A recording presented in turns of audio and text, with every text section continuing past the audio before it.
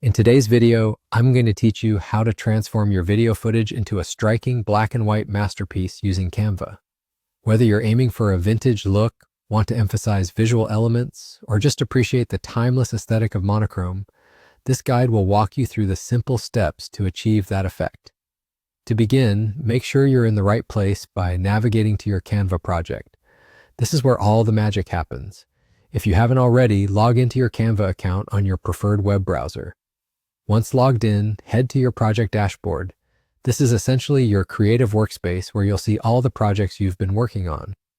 Find the project that contains the video you want to edit. Take a moment to locate this before moving forward. Now that your project is open, let's dive into the specifics of how to make your video black and white. First, select the video you want to modify. You can usually find your media files in a pane on the side of your screen, depending on how you've organized your project. Click on the video so it's highlighted or framed, indicating it's selected and ready to be edited. Look for an Edit button or option near your selection, which will allow you to access a variety of editing functions and tools. Once you've clicked on Edit, a menu of creative possibilities will open up in front of you. For our purposes, you'll want to focus on the Filters option. Selecting this will show you an array of filter choices that Canva offers. But don't just stop at the first few options. Click on See More to dive deeper into all the available filters, expanding your creative toolbox. As you explore these extended filter options, keep scrolling until you come across the section labeled Mono.